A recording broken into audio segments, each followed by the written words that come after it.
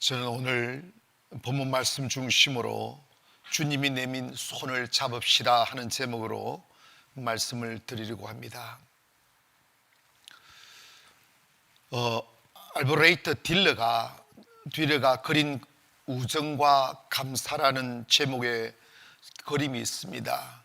이 그림은 기도하는 손이라는 부제를 갖고 있는데, 푸른 종이에 흑백 잉크로 그려진 두 손을 모으고 있는 그림입니다. 이 그림의 배경은 이렇습니다. 옛날 독일의 한 마을에 한스 나이스타인이라는 친구와 알브레이트 딜러라는 친구가 살고 있었습니다. 가난한 시골 동네에서 살던 이 두 친구는 그림 그리기를 정말 좋아했고 그림의 재능 또한 가지고 있었습니다.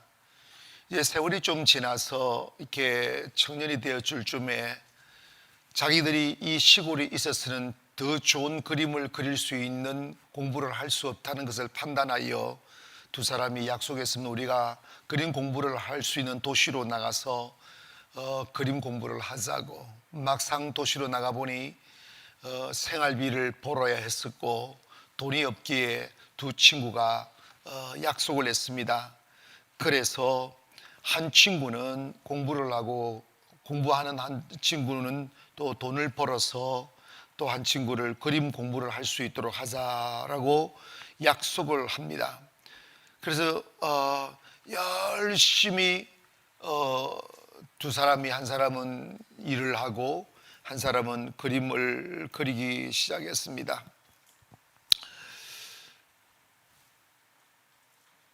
그래서 한스라는 친구는 이제 열심히 공장과 식당과 이런 곳을 전전긍긍하면서 돈을 벌어서 딜러가 공부를 할 수 있도록 이렇게 돈을 대기 시작했어요. 세월이 지났습니다. 이제 딜러가 열심히 공부해서 그림을 그려 이제 명품이 될 수 있는 그림 기술을 배우고 이제 그 그림을 팔아서 이렇게 돈을 벌 수 있는 때까지 되었습니다. 그래서 한 날 이 딜러가 공부를 끝내고 그림을 그려서 이렇게 팔아서 처음으로 판 그림 값을 가지고 막 달려왔습니다. 달려와서 이렇게 자기 친구가 일하는 그 식당 앞으로 쭉 달려가서 창문가로 이렇게 친구가 일하는 모습을 보았어요. 그런데 친구가 일을 하다가 모든 사람이 다 떠난 뒤에 그 세멘트 바닥에 무릎을 탁 꿇고 빗자루를 옆에 두고 손을 모아서 기도하는 장면을 창가에서 이렇게 보게 되었습니다. 그 장면을 보면서 기도하는 소리를 조용히 듣게 됐는데, 이렇게 기도하는: 하나님, 내 친구 딜러가 공부를 끝내고 이제 그 그림을 팔아서 돈을 벌게 되었으니 참 감사합니다. 저는 오랜 노동으로 인하여 손이 굳어지고 손가락이 뒤틀려서 더 이상 그림을 그릴 수 없는 사람이 되었지만, 내 친구 딜러가 이렇게 아름다운 그림을 그릴 수 있는 사람이 되게 되어서 감사합니다. 하나님께서 내 친구 딜러를 축복하셔서 훌륭한 화가가 되게 하여 주옵소서 하는 기도하는 모습을 한스가 듣게 됩니다. 그때 한스가 그 기도하는 장면을 본 그 모습을 이렇게 이 종이 위에다가 그냥 아무 도구 없이 그냥 이렇게 청색 그 도화지에다가 그냥 이렇게 흑색 펜으로 쭉쭉쭉쭉 그려 나간 그 그림이 오늘 본 저 그림입니다. 자기를 위하여 땀을 흘려 노동하다가 손이 부르트고 또 뼈가 굳어지고 더 이상 그림을 그릴 수 없는 그런 손이 되었지만 친구를 위하여 헌신하고 또 가슴 깊이 기도하는 이 기도의 손, 이 그림이 세계적으로 유명하게 되었습니다. 여러분, 이 이야기는 참 우리들에게 많은 감동을 주는 이야기이기도 합니다. 하나, 성경에 보면 손에 대한 이야기들이 각자 다르게 표현된 손들이 있는데, 아담은 하나님의 말씀을 어기고 선악과를 따먹은 반역의 손으로 기억이 됩니다. 반역의 손, 불순종의 손이죠.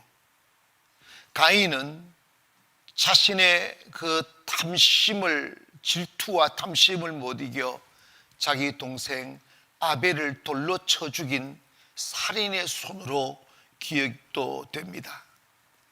가롯 유다는 예수님을 은30에 팔아넘긴 배신의 손이고, 빌라도 총독은 예수님을 사형에 넘겨주고도 대하에 물을 떠서 손을 씻으며 발뺌하는 비겁한 손으로 기억되고 있습니다. 그러나 또 다른 한편에는 아름다운 손들이 기록되어져 있습니다. 노아는 하나님의 명령을 따라 120년 동안이란 긴 세월을 순종하며 노아의 방주를 지은 순종의 손으로 기록되어져 있고, 모세는 이스라엘 군대를 쳐들어온 블레셋과 싸우고 아말렉과 싸우며 기도했던 기도의 손으로 기록이 되고 있습니다. 여러분, 우리가 잠깐 생각해 보면 나는 어떤 손을 가졌을까?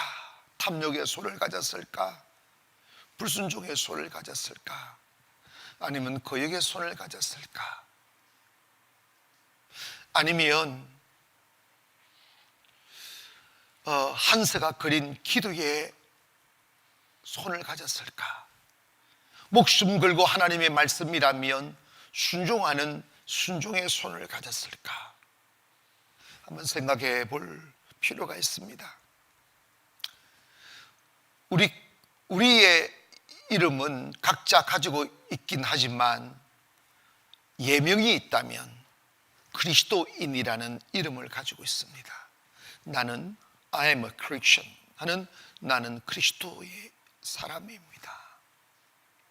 즉 뭐냐면 그리스도의 가슴을 품고 그리스도를 대신하여 그리스도의 복음과 사랑과 헌신과 믿음을 보이며 살아가는 손을 가져야만 합니다. 그 바울은 빌립보 교회를 향하여 편지를 했습니다. 너희들은 너희들의 삶을 살아가는 개인의 삶이 아니라 세상 앞에 예수 그리스도를 내보이는 그리스도의 편지라고 말씀했습니다. 코로나 시절로 인하여 어떻게 되었는지 교회들이 핍박을 받고 있고, 환영받지 못하도록 사탄은 언론을 사용하여 거짓된 정보를 흘리며 코로나를 교회 탓이라고 돌리고 있는 이 비극적인 현상이 벌어지는 현대에 우리는 살아가고 있습니다. 그러나 우리가 절망하지 말 것과 낙심하지 말아야 되는 것은, 어둠은 어둠대로 존재하겠지만 그 어둠은 결코 오래가지 못합니다. 언젠가 그리스도의 정의의 빛이 비추어지고 진실이 빛이 온 세상을 덮을 때 어둠은 어둠대로 드러나게 되고 거짓은 거짓대로 드러나지만 빛은 빛대로, 정의는 정의대로, 오름은 오름대로 아름다운 명예의 영광의 면류관으로 울뚝 서게 되는 그날이 옵니다. 하나님은 이 땅을 결코 불의에게 맡기지 않습니다. 악에게 맡기지 않습니다. 선이 잠시 고난을 당하고 진리가 잠시 어려움을 당할 수는 있지만 끝까지 하나님을 신뢰하고 우리 하나님 아버지 앞에 정의의 손을 내밀고 순종의 손을 내밀고 그리고 진리의 손으로 이 세상을 살아가면 하나님은 분명히 이 땅을 고치시리라고 믿습니다. 무엇보다도 우리가 주님이 내미신 그 손을 잡아야 돼요. 주님 손 잡고 가면 풍랑을 만나도 괜찮고 질병을 만나도 괜찮고 환난을 당하여도 괜찮습니다. 요즘처럼 힘겨운 세상을 사는 때가 어디 있겠어요? 뭐 딱히 우리가 물리적인 힘과 아니면 어떤 칼과 창의 위험을 받지는 않지만 정말 제가 지금까지 살아오면서 보릿고개보다는 못하지만 가난했던 시절도 살아왔고 시골에서 힘겨운 삶도 살아왔고 소망 없는 삶에서 소망을 꿈꾸려고 몸부림치는 삶도 살아왔지만 요즘처럼 절망하는 세상을 본 적 없습니다. 청년들의 가슴 속에 소망이 사라졌어요. 꿈꾸는 청년들이 없습니다. 이러한 세상, 내일을 포기해버린 이런 세상을 우리는 처음 살아봅니다. 이럴 때 우리는 세상을 원망해서 무슨 소용이 있으며 세상 지도자들을 원망해서 무슨 의미가 있겠어요? 분명한 사실은 이 땅을 다스리시는 분은, 이 땅을 경영하시는 분은 하나님이심을 믿습니다. 때문에 우리 그리스도인들은 아무리 세상이 어둡고 절망의 파도가 밀려와 우리를 숨을 쉬지 못하게 만들지라도 예수 그리스도께서 내미신 그 구원의 손을 잡아야만 합니다. 주님의 손 잡고 가면 우리 결코 망하지 않습니다. 무너지지 않아요. 세상에서 살면서 여러 사람의 위로를 구하고 돈의 위로를 구하고 좋은 환경의 위로를 구하며 인생을 살지만 주님의 손에 안긴 것보다 평안은 없습니다. 이럴수록 우리 주님의 손을 그리워해야 돼요. 주님의 손 잡으려고 애를 써야 돼요. 나 이제 헛된 꿈 버리고 헛된 소망 버리고 나 주님의 손 잡을 거야. 그렇다면 주님의 손은 어떤 손으로 성경은 소개하고 있습니까? 첫째로 예수님의 손은 못자국 난 손입니다. 예수님께서 부활하시자마자 제일 먼저 하신 일이 뭐냐면 절망에 빠져 세상을 향하여 등을 돌려버렸던 제자들을 찾아다니며 그들에게 위로하시고 다시 일어날 수 있도록 힘을 북돋아 주시는 일을 하셨습니다. 도마가 없는 다른 제자들만 모여있는 방에 주님이 쓱 나타나셔서 그들에게 나는 죽은 자의 자리인 무덤에 있지 아니하고 부활하여 지금 내가 여기 와 있다고 말씀하셨습니다. 부활하신 예수님을 바라본 제자들은 처음에는 믿을 수 없는 광경이 벌어졌기에 의아해하고 의심도 하긴 했지만 예수님이 하시는 말씀을 듣다 보니 확실히 예수님이 죽음의 자리에서 부활하여 영원한 생명으로 서 있음을 보고 난 뒤 그들은 흥분하기 시작했습니다. 이야, 우리가 예수님 따라가는 게 맞았구나. 예수님이 생명이구나. 예수님이 예전에 그렇게 말씀을 하셨어도 믿을 수 없는 말씀이기에 의심하고 귀에 담아두지 않고 살았지만 그분이 하신 모든 말씀은 진리였고 살아있는 생명이었구나 하는 것을 알게 되어 더 이상 세상을 두려워하지 아니하고 용기 내어 일어나 세상을 향하여 문을 열자고 가슴 모으며 고백했던 그 아름다운 시간들이 있었습니다. 그들은 이제 다시 잠에서 깨어났습니다. 절망에서 일어났고 그리고 내일을 포기해버렸던 자리에서 일어나 내일을 꿈꾸기 시작했습니다.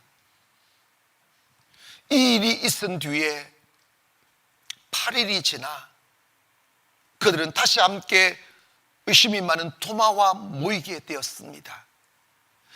흥분되었던 제자들이 도마에게 이야기하기 시작했습니다. 도마야, 도마야, 도마야, 제발 생선을 썰지 말고 내 말 좀 들어봐라.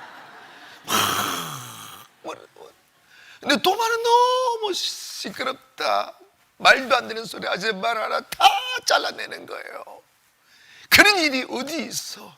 예수님이 살아났다고, 야, 말도 안 되는 소리 하지 말아라. 우리는 보았다고, 말도 안 되는 소리 하지 말아라. 일본 칼로 다 자르기 시작하는 거예요. 그때 예수님이 나타나셨어요. 문을 꼭 끌어 잠그고 주저앉아 있는 그들에게 예수님이 나타나셔서 그 도마가 이렇게 반응합니다. 도마가 이르되 내가 그의 손의 못자국을 보며 내 손가락을 그 못자국에 넣으며 내 손을 그 옆구리에 넣어 보지 않고는 믿지 않겠노라고 막 거부하고 불신하고 있을 때 예수님이 나타나셔서 요한복음 20장 27절에 이렇게 말씀합니다. 내 손가락을 이리 내밀어 내 손을 보고 내 손을 내밀어 내 옆구리에 넣어보라. 그리하여 믿음 없는 자가 되지 말고 믿는 자가 되라. 주님은 친히 오셔서 도마에게 못자국 난 손을 보여줍니다. 그리고 옆구리도 만져보게 만듭니다. 그 순간 도마가 고백하기를 요한복음 20장 28절에 이르시되 나의 주님이시요 나의 하나님이시니이다. 보았기에, 만져보았기에 더 이상 거부할 수 없었습니다. 외면할 수 없었고 믿지 않을 수 없었습니다. 사랑하는 여러분, 우리 또한 의심 많은 도마처럼 주님을 의심하고 믿음을 의심하고 하나님의 말씀을 의심하여 마음을 쏟지 못하고 올인하지 못하고 반신반의하면서 양다리 걸치며 신앙생활 할 때가 많았습니다. 그러나 여러분 교회에 오셔서 저와 여러분을 위하여 맞으신 그 못자국의 손을 만져야 됩니다. 피 묻은 손을 만져보아야 됩니다. 그 손은 우리를 구원하시기 위하여 흘리신 피의 손입니다. 우리 주변에는 우리를 넘어뜨리고 사기치고 그리고 우리의 것을 빼앗으려고 유혹하는 손을 내민 손들이 너무 많습니다. 외로울 때 친구 손 잡으려고 그 손 잡았다가 인생의 깊은 늪에 빠지게 되고, 가난할 때 부유를 주겠노라고 손을 내민 사기꾼의 손을 잡았다가 더 깊은 늪에 빠져보기도 하고, 이런저런 내미는 손들 잘못 잡았다가 인생을 망치는 사람들 우리 주변에 참 많습니다. 그러나 우리가 기억해야 될 것은 우리가 외롭고 가난하고 힘들 때 사람들이 내민 손 먼저 잡지 마시고 주님의 피 묻은 손 먼저 잡기를 바랍니다. 그 손 잡으시면 인생은 결코 허비하거나 낭비하지 않습니다. 주님의 손 잡으면 그 십자가에서 못 박히신 그 손을 잡기만 하시면 여러분의 인생은 회복되고 구원의 길을 보게 됩니다. 끝없는 혼란과 방황, 어둠이 계속되는 이 세상 속에 우리가 잡아야 될 손은 예수 그리스도의 피 묻은 손이라는 사실을 기억하여 그 주님의 손 꼭 붙잡고 사랑하는 저와 여러분 되기를 원합니다. 어떤 최근령 목사님이라는 분은요, 주님의 손 놓지 않으려고 항상 왼손은 이렇게 성경책을 이렇게 들고 오른손은 항상 꽉 붙들고 이렇게 그랬다는, 얼마나 어색합니까 이거. 근데 사람들이 물었습니다. 아니 목사님, 아니 왜 손을 그렇게 꽉 붙들고 지나겠다고 손 펴시고 걸으시라고 왜 그렇게 붙들고 걸으시느냐고 그랬더니 나는 주님의 손을 잡고 걷습니다. 믿음 없는 사람들은 그거 몰라요. 주님의 손 놓치지 말기를 주의 이름으로 축원합니다. 두 번째로 주님의 손은 병을 고치는 손이십니다. 고백하실까요? 주님의 손은 병 고치시는 손이십니다. 아멘.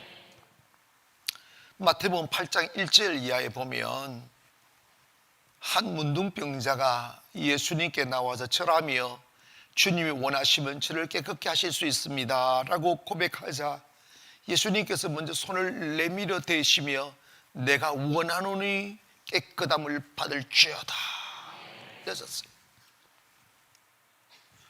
그러니까 주님의 손 딱 잡는 것 순간에 그 불치병이라고 불리우는 문둥병이 깨끗하게 낫다는 것입니다. 예수님은 전능자이십니다. 사람이 대부분 자기의 어떤 뜻을 펼칠 때 손을 펼치어 일하시는데 예수님도 손을 많이 쓰셨습니다. 손을 대야 됩니다. 여러분의 손도 악한 손이 될 수도 있고 선한 손이 될 수 있습니다. 여러분 남을 구타하는 주먹질하는 손 되지 마시고 남을 위로하는 위로의 손이 되기를 원하고 남을 죽이는 손이 되지 마시고 남을 치료하는 손길이 되기를 원합니다. 성경에 보면 사도행전 8장에 가보면요 이렇게 사람들이 성령을 알지도 못하고 듣지도 못했을 때 베드로가 손을 얹을 때 성령을 받았다고 그랬어요. 손을 얹고 기도할 때 성령을 받았다는 것입니다. 하나님 예수님도 손을 통하여 역사하셨지만 오늘날에도 주님은 우리의 손을 통하여 일하고 계심을 믿기를 바랍니다. 왜 주님의 손은 치료하는 손일까요? 주님은 왜 고치는 손일까요? 그에 대해 이사야 53장 5절에 이렇게 기록하고 있습니다. 그가 찔림은 우리의 허물 때문이요 그가 상함은 우리의 죄악 때문이라. 그가 징계를 받음으로 우리가 평화를 누리고 그가 채찍에 맞음으로 우리가 뭐 했다는 거예요? 나음을 입었다는 거예요. 주님께서는 치료의 능력이 있습니다. 아멘. 여러분 주님의 손은 우리의 병을 고치시는 손입니다. 미국 어느 주일학교 수업 시간에 있었던 일을 소개하렵니다. 그 공부의 주제는 우리를 도우시는 하나님이었는데 교사들이 이 아이들에게 어떻게 하면 하나님을 보다 친밀하게 느낄 수 있을까라는 주제를 가지고 아이들에게 이렇게 그림을 그리도록 만들었습니다. 너희들은 하나님을 어떻게 생각하니? 하고 그림을 그리도록 도화지와 이렇게 그림을 그리시는 재료들을 주었습니다. 그림을 쭉 보다가 한 어린 아이의 특이한 그림에 발걸음을 멈추고 얘야 너 그림 참 신기하구나. 너 그림 그게 정말 어떤 그림이니? 라고 물었습니다. 그때 그 어린 아이가 막 흥분하면서 이야기했습니다. 저요? 이 그림은요 하면서 말을 이해가지 않고 있을 때 그 선생님 보니까 뭔가 그림을 쭉 이렇게 길게 그려놔가지고 이게 무슨 그림인지 몰라서 사실은 물었는데 이 아이를 용기를 주기 위해서 이 그림 정말 멋있다. 그 무슨 손이니? 이렇게 물었더니 이 아이가 말하기를 저는요 하나님은 온 세상을 치료하시는 하나님이라고 생각해요. 그렇기 때문에 하나님의 손은 온 세상에 치료해야 되기 때문에 하나님의 손은 엄청 길 것 같아요. 그래서 이렇게 길게 만든 이것이 하나님의 손이에요 라고 말을 했다는 것입니다. 여러분 정말 그렇습니다. 주님은 어디나 계시고 누구나 고치실 수 있는 분입니다. 우리가 주님 앞에 치료를 요구하고 우리의 병든 가슴도 우리의 병든 몸도 우리의 병든 영혼도 병든 정신도 주님 앞에 내보이며 주님 치료해 달라고 기도하시면 주님의 손은 치료하시는 손이십니다. 마가복음 1장 30절 이하에 보면 열병을 앓고 있는 베드로의 장모가 예수님의 손을 잡자 즉시 예수님의 그 베드로의 장모의 열이 떠나갔다는 기록이 있습니다. 나아가서 그 손을 잡아 일으키시니 열병이 떠나고 여자가 그에게 수종튼이라고 했습니다. 마태복음에 보면 12살 먹는 한 소녀가 죽게 되었습니다. 어린 소녀가 죽었으니 그 젊은 자의 죽음이 얼마나 슬펐겠습니까? 가족들도 울고 동네 사람들도 그 안타까운 죽음을 슬퍼하고 있었습니다. 그때 주님이 오셔서 마가복음 9장 24절에 이르시되 물러가라, 이 소녀가 죽은 것이 아니라 잔다 하시니 그들이 비웃더라. 왜 비웃었겠어요? 죽은 자를 보고 이미 죽은지 다 아는데도 불구하고 죽은 것이 아니라 잔다, 그러니 비웃었어요. 그러나 25절에 무리를 보낸 후에 예수께서 들어가사 소녀의 손을 잡으심에 일어나는지라. 여러분, 주님의 손은 치료하는 손입니다. 죽은 자를 살리는 손. 그뿐만 아니라 누가복음 40장 40절에 보니까 해질 무렵에 사람들이 온갖 병자들을 데리고 나오매 예수께서 일일이 그 위에 손을 얹어서 고치시니. 여러분, 예수님의 손은 치료하는 손입니다. 영적인 질병이든 정신적인 질병이든 육체적인 질병이든 주님의 손에 만지심을 경험하기를 바랍니다. 마음 둘 곳 없고 힘이 다 빠져 한 걸음도 내릴 수 없는 지쳐있는 영혼일지라도 교회에 나오셔서 다 들어눕든지 엎드리든지 꿇어 엎드리든지 상관없이 주 앞에 딱 내 몸을 내어놓고 주님, 저를 만져주세요. 주님, 저를 회복시켜 주세요. 주님, 제 마음의 상처를 치유해 주세요. 주가는 내 영혼의 힘을 다하여 주세요 라고 기도하면 주님의 손 다가와 여러분을 고치심을 믿습니다. 고백합니다. 주님은 치료하시는 손입니다. 아멘. 여러분, 예수님이 공생애를 사시며 사역하실 때 제일 많이 하신 게 고치시는 일이었어요. 왜 못 믿으니까 만나는 병자들마다 고침을 사모하며 주님께로 다가오는 사람마다 주님은 결코 외면하지 아니하시고 주님은 손을 내미사 딱 만져주셔 고쳐주셨음을 믿기를 바랍니다. 그러므로 여러분의 믿음이 자라고 은혜를 잊고 변화되고 영성이 더 커짐에 있어서 가장 중요한 것이 뭐냐면 주님의 손길을 경험해야 됩니다. 하여 여러분의 불행과 절망과 무너짐을 그대로 내버려 두지 마시고 주님은 치료하는 손을 가지고 계시다는 것을 믿으셔서 여러분의 약함을 주님께 내어놓기를 바랍니다.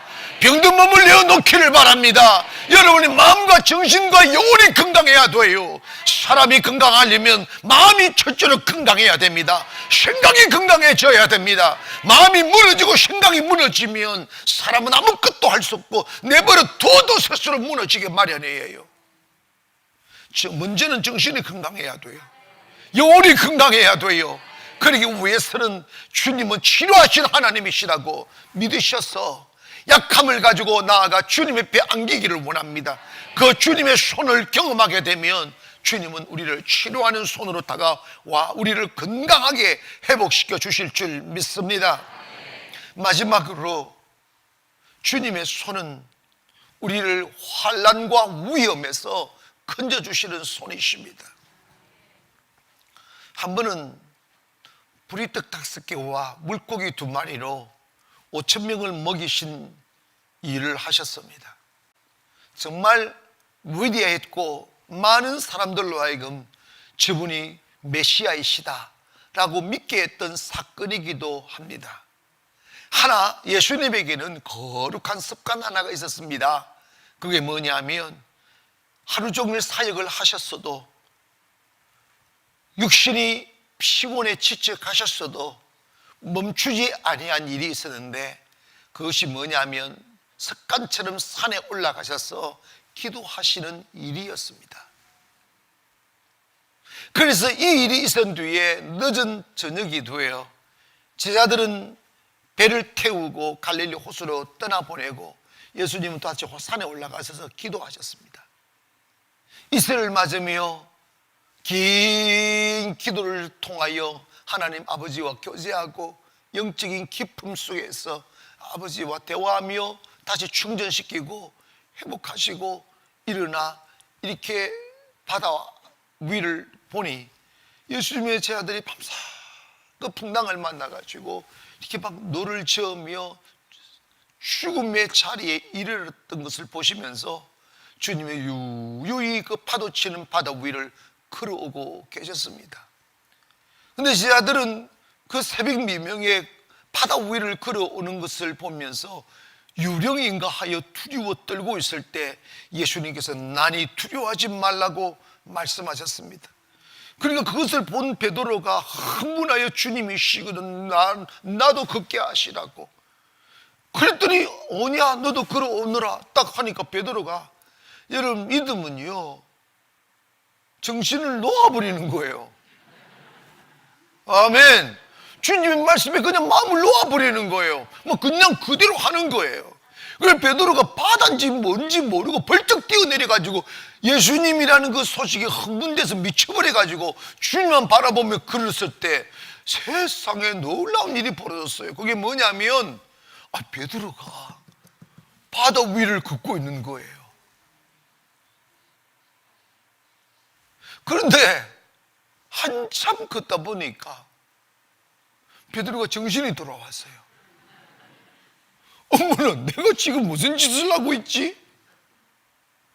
딱 깊은 바다와 능실거리는 파도를 바라보는 그 순간에 이성의 잠이 깨어난 거예요. 어머나, 바다를 바라보는 순간 믿음의 혈육에 탁 떨어져 버리고, 어머나, 내가 걸을 수 없는 곳을 걷고 있는구나. 여러분, 저는 곰이 한번 생각해 봤어요. 믿음은 뭘까? 믿음은 그냥 말씀에 미쳐버리는 거예요. 현실을 보는 눈은 다 어두워져 버리고 주님만을 볼 수밖에 없는 외눈을 가져야 됩니다. 아멘. 근데 베드로의 눈이 벌쩍 떠가지고 파도를 보고 현실을 보다가 믿음의 혈육이 떡 떨어지니까 그냥 퐁당 빠져버리는 거예요. 허우적거리면서 막 살기 위해서 물을 먹어가면서 막, 여러분 바닷물 먹어보셨어요? 정말 힘듭니다. 그때 예수님 나 좀 살려달라고 그랬더니 주님이 손을 쓱 내밀으셔서 딱 잡으시고 쫙 끄집어 올리는 거예요. 그랬더니 베드로가 벌떡 이렇게 바다에서 일어나서 이렇게 구원받게 되는 거예요. 사랑하는 여러분이요, 예수 그리스도는 환난날에 만날 큰 도움이십니다. 예수님이 베드로를 이렇게 그 물에서 끄집어내시면서 하신 말씀이 있어요. 마태복음 14장 31절에 보니까 예수께서 즉시 손을 내밀어 그를 붙잡으시며 이르시되 믿음이 작은 자여 왜 의심을 하느냐. 이해가셨죠? 그냥 그러면 되는 거야. 그냥 하면 되는 거야. 안 되면 어떡하나, 빠지면 어떡하나, 망하면 어떡하나, 그 생각하지 마세요. 하나님의 말씀은요 절대 주석을 달면 안 돼요. 아멘. 목사님, 그럼 주석가들은 나쁜 사람이, 그런 주석 말고 여러분 믿음 없는 주석, 이성의 주석 달지 마세요. 그냥 그대로 믿기를 바랍니다. 그러면서 32절에 뭐라고 말씀하시느냐 하면 배에 함께 오름의 바람이 그치니라. 믿음이 적은 자 왜 의심을 하냐 하고 탁 하니까 바람이 탁 그치고 함께 배에 올랐다는 거예요. 사랑하는 여러분, 예수님의 손은 우리를 환난에서 구원하십니다. 사망의 음침한 골짜기에서 우리를 구원하십니다. 위기에서 구원하십니다. 저도 살다가 참 가슴이 답답하고 살 길이 없는, 소망이 끊어져 버린 상황들을 저는 많이 경험했습니다. 주님을 믿는 믿음이 없을 때에는 너무 불안했어요. 정말 두려웠습니다. 나 살아야 되고 나 살고 싶은데 살 소망이 없는 순간을 만나보니까 가슴이 너무 답답해요. 삶이 너무 슬펐습니다. 저 산을 넘어야 되는데 산을 오를 힘이 없어요.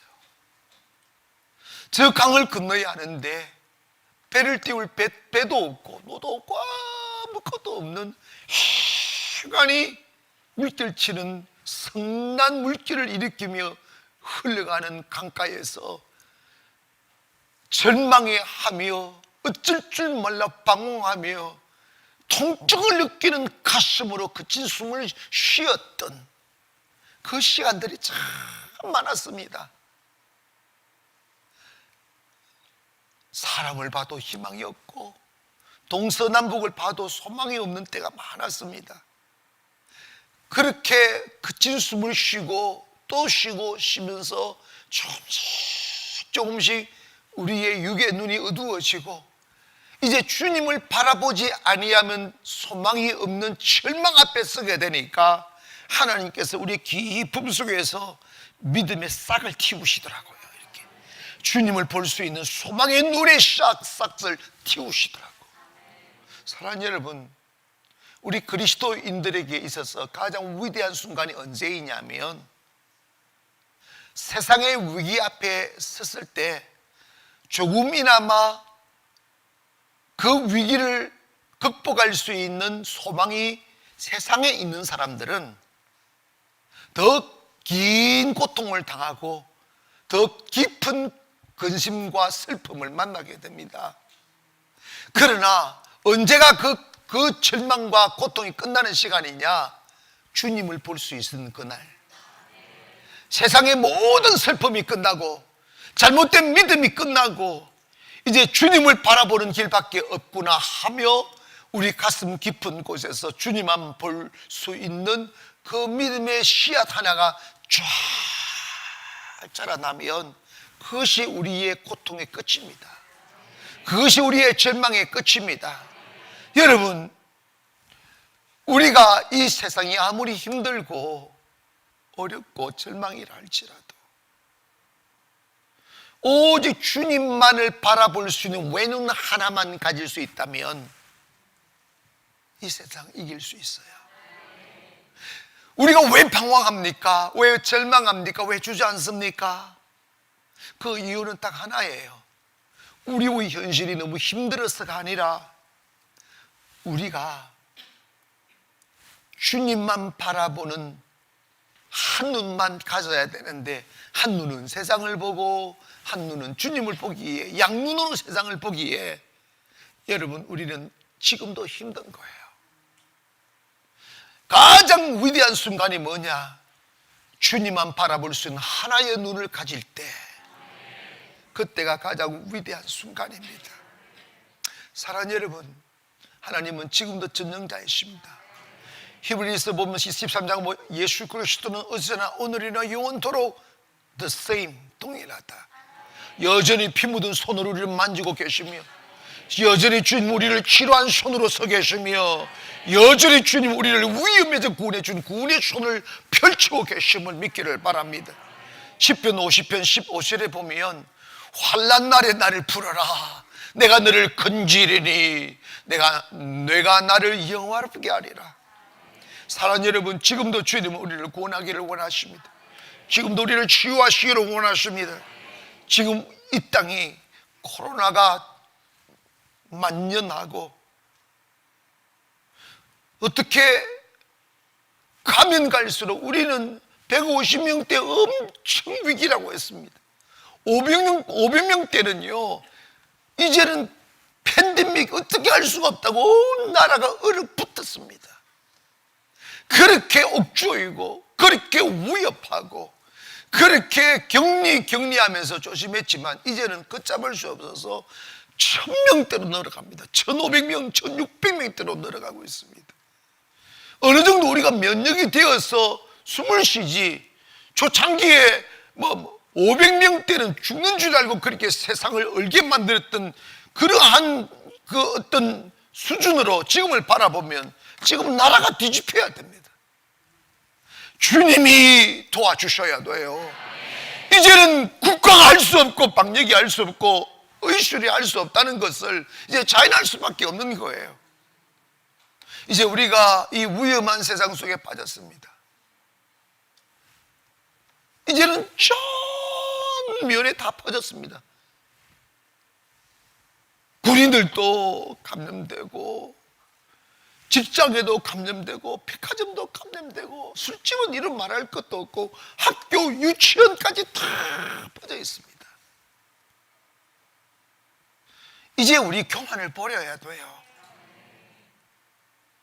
이제 우리 그만을 버려야 돼요. 교회도 백성들도 하나님 앞에 무릎을 꿇어 하나님께서 이 땅을 덮고 있는 전염병을 거두어 달라고 외쳐야 됩니다. 주여, 주님의 전능하신 치료의 손을 펼치사 이 땅을 고쳐주시고 이 민족을 고쳐주시고 이 나라를 고쳐주시옵소서. 어쩌면 코로나가 끝나고 나면 좋을 것 같아도 코로나로 인하여 병든 사후에 정오하고 미워하고 경계하고 온갖 거짓의 청부를 흘려 사람들을 속였던 그 부작용들이 막 여기저기서 터져 나올 거예요. 이거 어떻게 고치겠습니까? 어떻게 하나로 묶겠습니까? 어떻게 회복할 수 있겠습니까? 이제 우리 기도해야 돼요. 주님의 손이 작동할 수 있게, 주님의 손이 일할 수 있게 교회들이나 주님을 믿어야 하고 주님 앞에 손을 내밀어야 됩니다. 주여, 이 민족을 고쳐주시옵소서.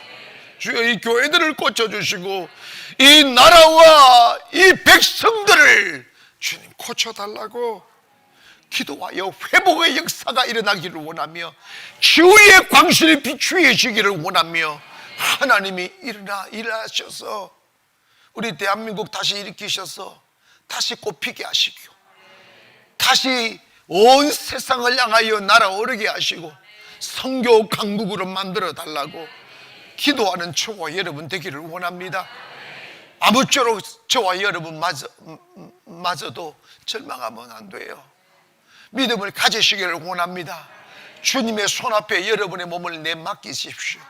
주여, 고쳐주시고 이 위기에서 구원해 주시고 주여, 생명의 그 향기로움으로 이 세상을 덮으셔서 절망에 빠진 우리 대한민국을 다시 살리시고 세계를 살려달라고 주님이 내미신 손 잡으시기를 주의 이름으로 축원합니다.